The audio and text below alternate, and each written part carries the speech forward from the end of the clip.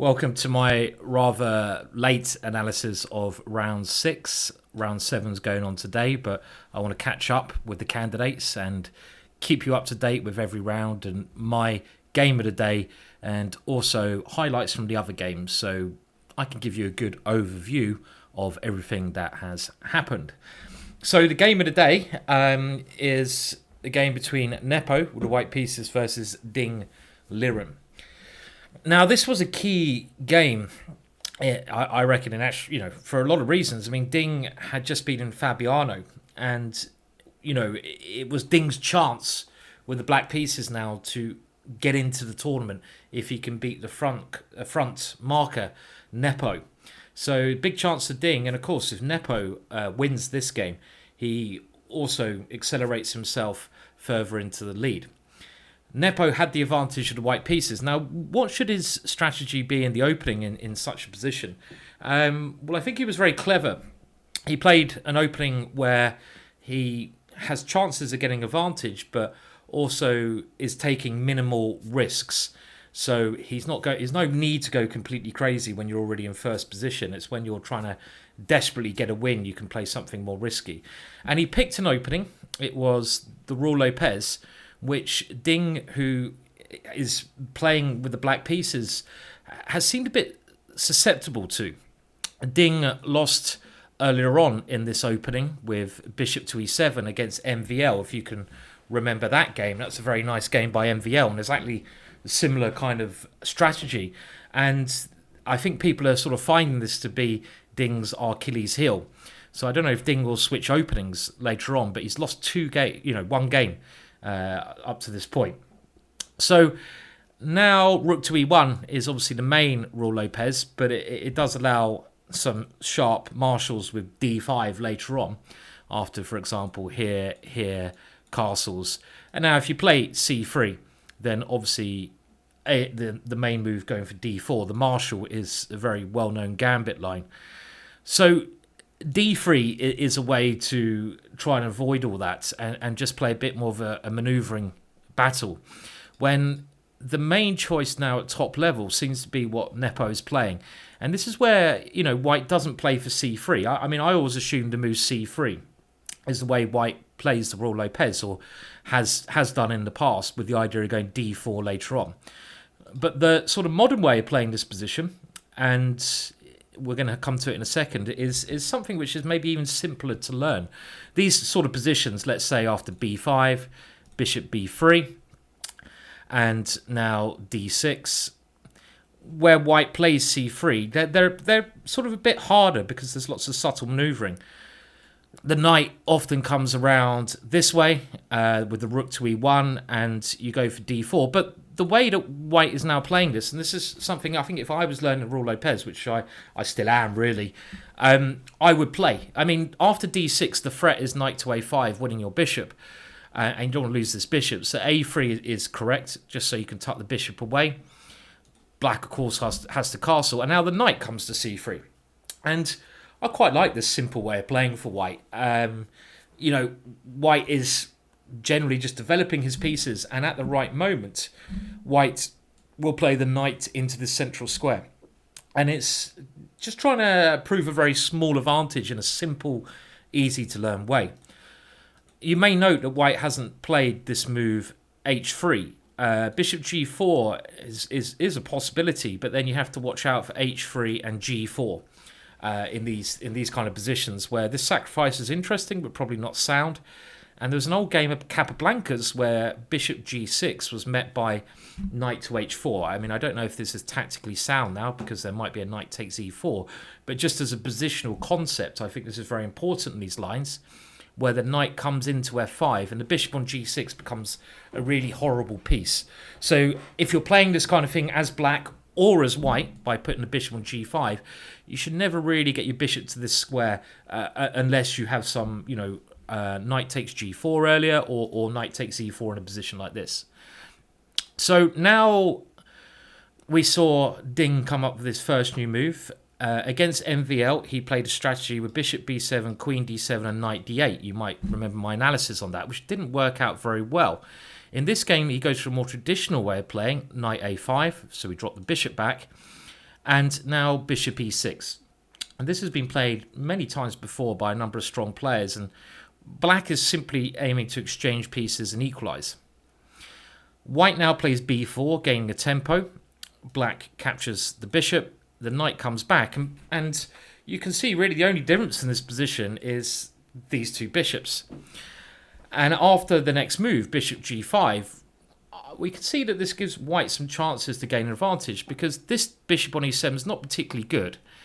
It's trapped behind the pawns here, so it's caged in. I mean, if you could move this bishop to like b6, well, then it's a different story entirely on this lovely diagonal, but you can't. So with this idea, bishop here, white is just trying to take off his bishop, unbalance the pieces, and gain more control of d5 for his knight. So some chances to gain a small edge. Queen d7, white now plays this idea.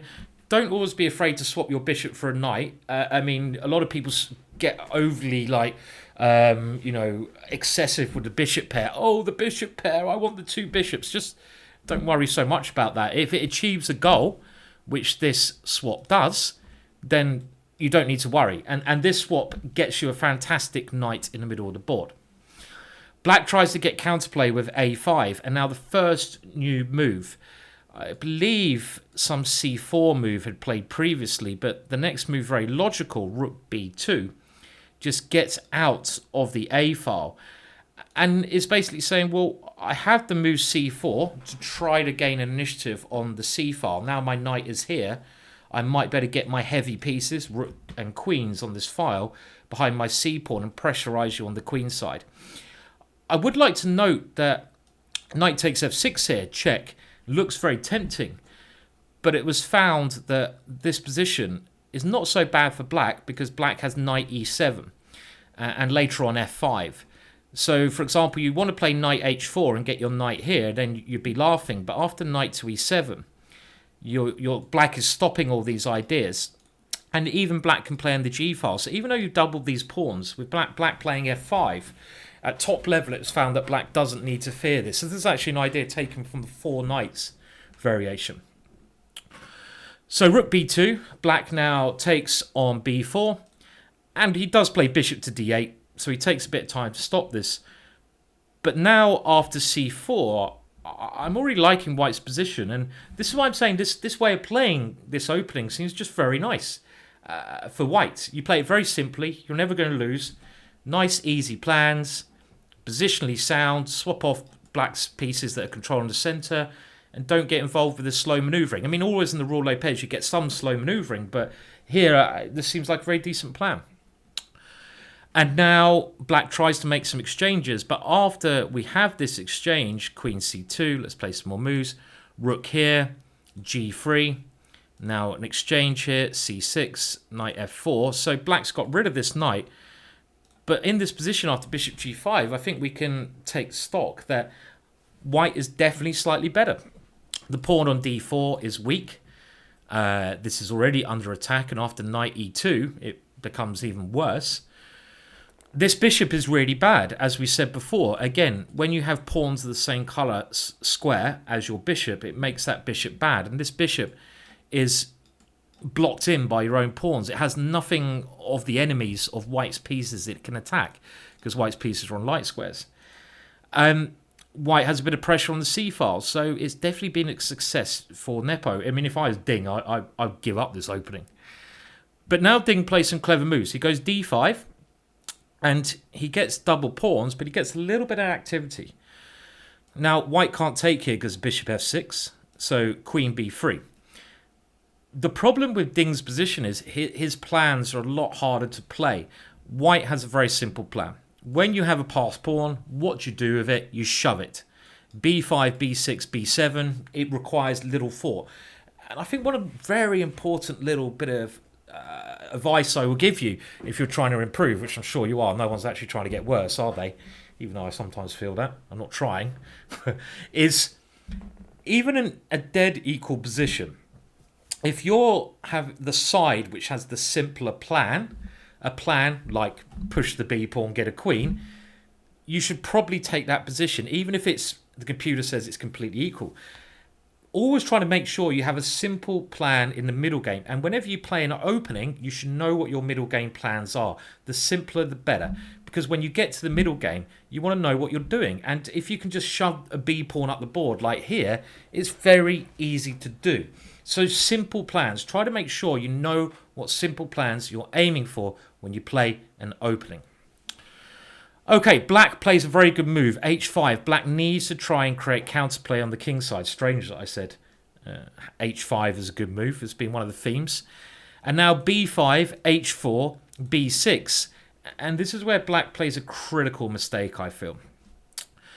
It's quite a tricky position, but I think black needs to try something along the lines at some point of trying to get this queen into the position. Maybe first like rook b8 to stop this pawn advance, and then try to get the queen in like f5 or g4. But don't play the move in the game h3. As tempting as this is, this gives you less options. You wanted to have the option of taking on g3, and Nepo now plays a fantastic move. This is maybe one of the winning moves. King to h1. And this is a great move. And the idea of this is quite simple. Your knight on e2 is very badly placed. It doesn't have anywhere it can go. It's a target to the rook. You can actually just put the knight on g1, say to black, you're never going to checkmate me when I have my knight on g1. My knight on g1 stops your queen coming into the only square that will trouble it, f3. The queen can't get in anywhere else because this pawn blocks the queen.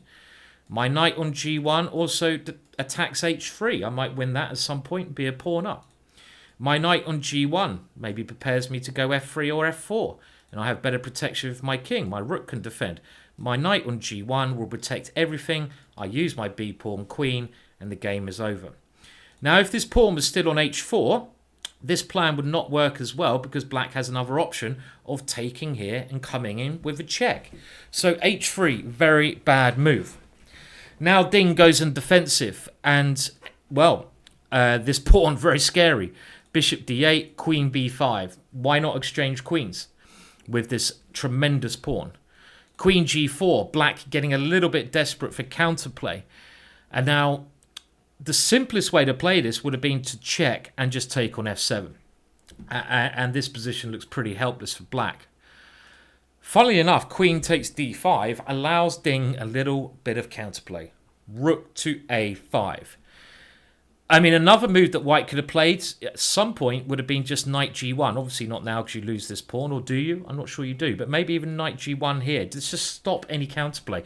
But after rook a5, all of a sudden, black gets a little bit of counterplay. Because where do you move your queen? You can't take the rook because you haven't got your knight to g1 yet. This is going to be checkmate. So this rook to a5 allows counterplay. White has to keep the queen on this file. So queen c6.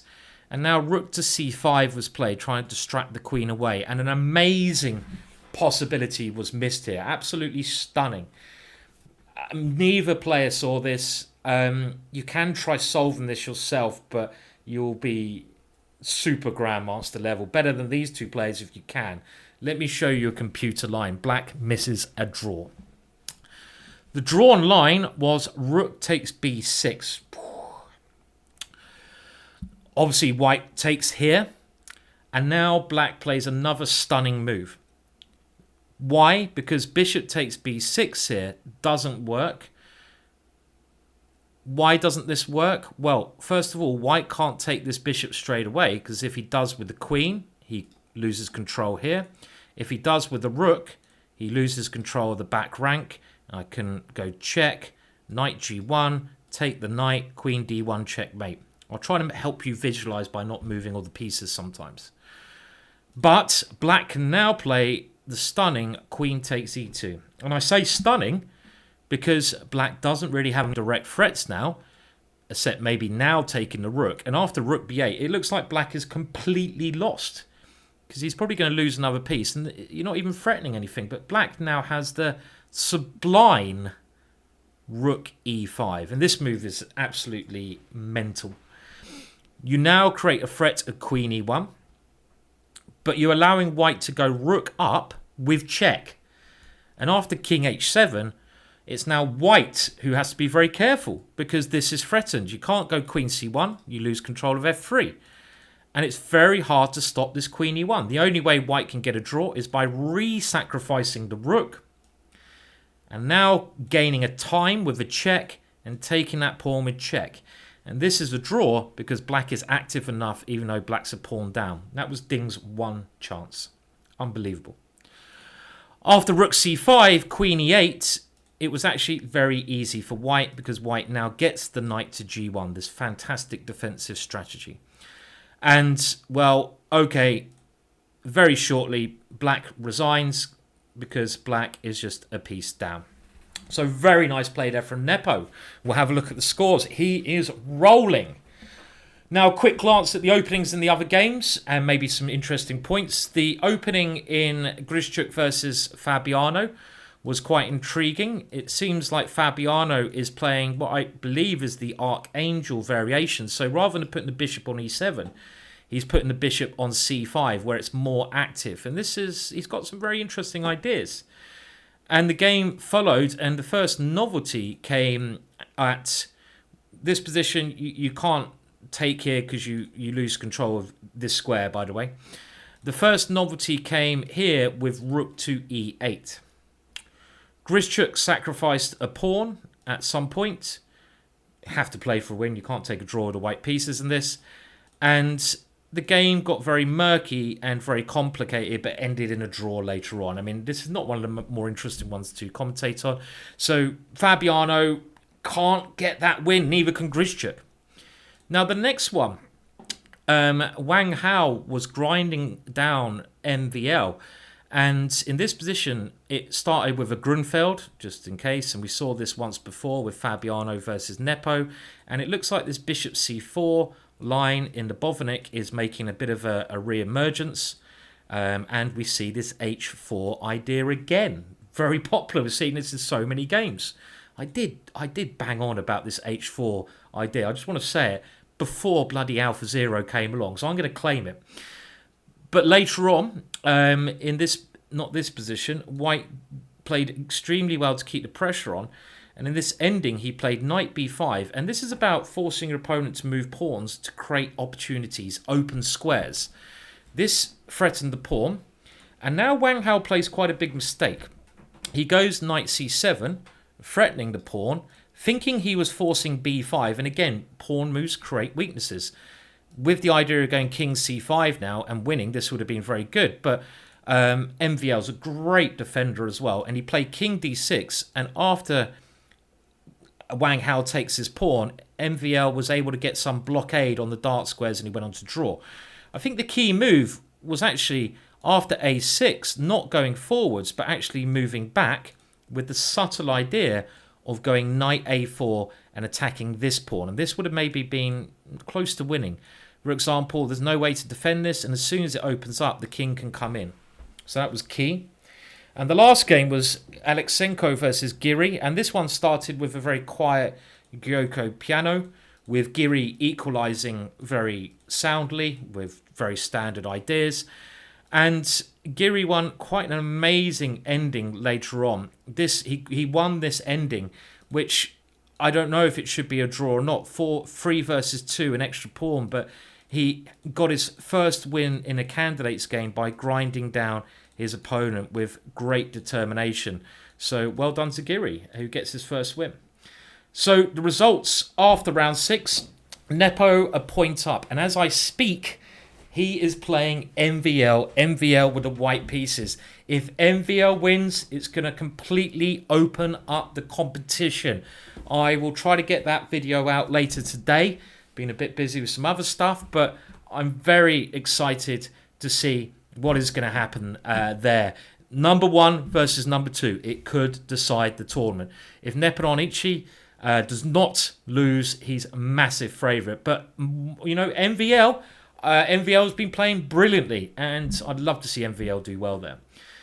So those were the results of round 6. You can see at the top, and the pairings is actually happening as I speak, and the games that are going on you can see at the bottom. Thank you for tuning in. Please like and subscribe. It does help me. Do it now. All you have to do is like and subscribe to my channel Tell your friends about it. Hoping to grow my viewership, but it's not easy. So cheers, goodbye, and I'll see you all soon.